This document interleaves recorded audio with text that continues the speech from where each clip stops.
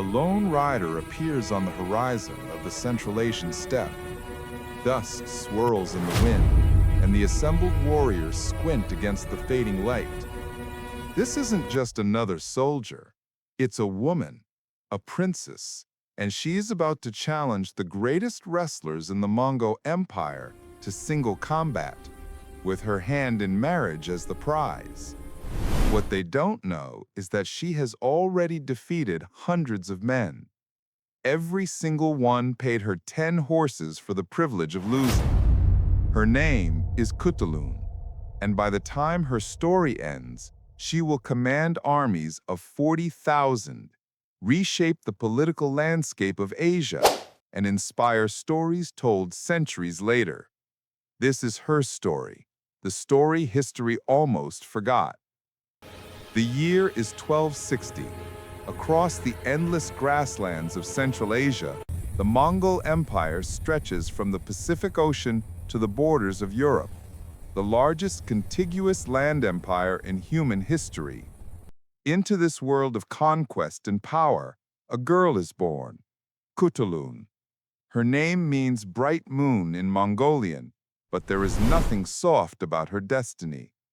She is born to Kaidu Khan, a direct descendant of Genghis Khan.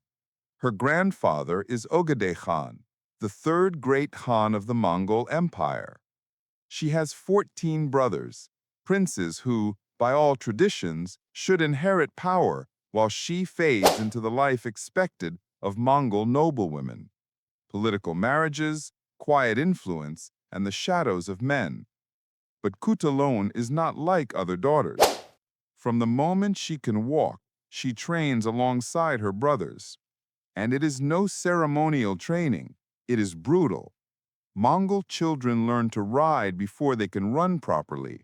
They learn to shoot arrows from horseback at full gallop. They survive for weeks on little more than dried meat and mare's milk.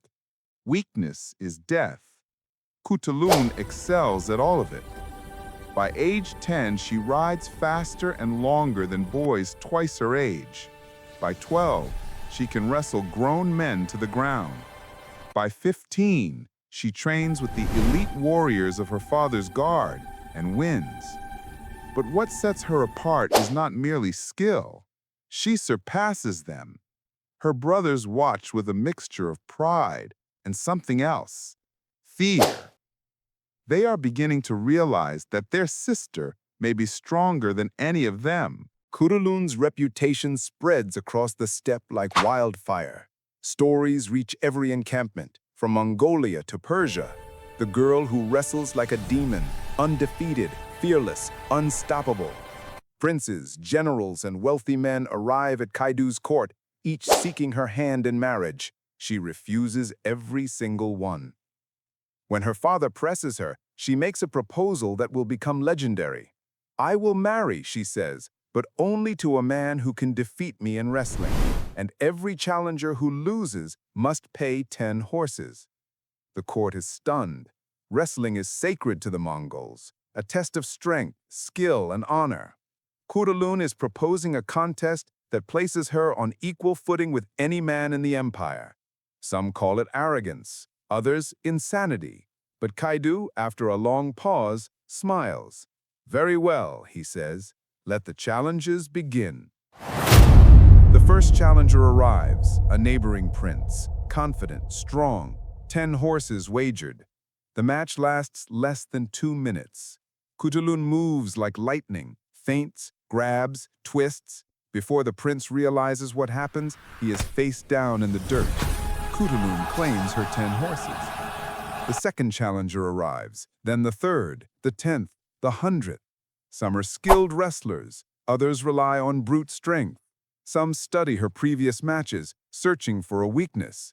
None prevail. Khutulun defeats them all. 10 horses become 100, 1,000, 10,000. Marco Polo records that she eventually amassed over 10,000 horses from her defeated suitors. But her victories are more than wealth. They are statements. Every time Khutulun steps onto the wrestling ground, she declares to the Mongol world that she is not property, but a warrior. She chooses her own fate.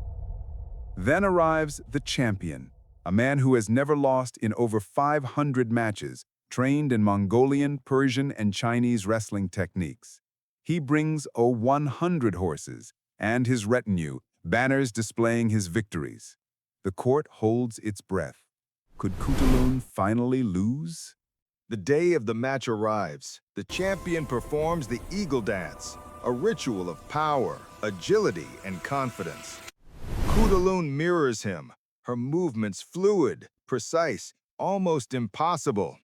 They circle each other, testing strength, skill, and wits. The champion lunges with terrifying speed, hands reaching for her vest. Khutulun slides aside, using his momentum against him. He adjusts, pulls, tries to overpower her. But she twists, hooks her leg, leverages her weight, and the undefeated champion crashes to the ground. Dust clouds the air. Silence. Then Khutulun rises, arms raised in triumph. The crowd erupts. She claims her 100 horses. She does more than win. She converts her defeated rival into an ally.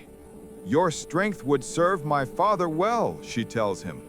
The man accepts, and Khutulun's network of loyalty grows. Her legend spreads further, her story becoming a symbol of intelligence, strategy, and sheer force. By 1275, political tension escalates. Kublai Khan claims authority over the Mongol Empire from his capital in China. Kaidu resists, defending traditional Mongol ways. War is inevitable, and in a decision that shocks her generals, Kaidu appoints Khutulun as a real military commander, not symbolic, but with authority over thousands of warriors. Her first test, a skirmish near the tallest river. Cavalry charges, arrows rain, chaos reigns. Khutulun leads 300 horsemen to flank the enemy, but discovers a trap. The enemy has reserves positioned exactly where she plans to strike. Instead of retreating, she divides her force. 200 riders create a diversion. 100 slip behind a ridge.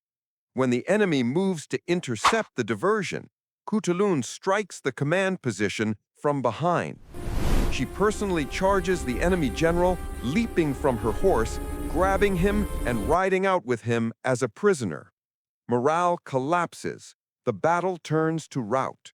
Her tactical genius is undeniable. Over the next 15 years, Khutulun commands armies from hundreds to tens of thousands. She studies enemies, adapts strategies, and redefines Mongol warfare. She protects her soldiers, personally leading counterattacks when the rear guard is ambushed. Her troops call her Shield of the People. Her enemies fear her, for they know that if she reaches them, defeat is inevitable. By 1290, Khutulun's power and reputation threaten even her family. Khutulun contemplates naming her heir, a radical move that defies centuries of Mongol tradition. Her brothers revolt. Khutulun intervenes, proposing a compromise. Her brother Urus will succeed, and she will serve as his military commander, preserving unity and stability. After Kaidu's death, she continues to lead armies and refuses political marriage until she chooses a man of her own terms, a loyal soldier from her father's army. She does not relinquish power. Rumors of poison, witchcraft, or fratricide circulate, but historians agree these claims were fabricated to explain her unprecedented success. Khutulun lived by one principle. She needed no permission to be extraordinary. She wrestled champions, captured generals, commanded 40,000 warriors, and influenced succession in the Mongol Empire. Marco Polo recorded her story. Centuries later, her legend inspired Turandot, the famous opera about a princess who challenges suitors. In Mongolia today, she is remembered as a national hero. Wrestling tournaments honor her memory. Her story teaches that skill, courage, and intelligence define greatness, not gender or expectation. Centuries after her death, Mongolian grandmothers still tell the story.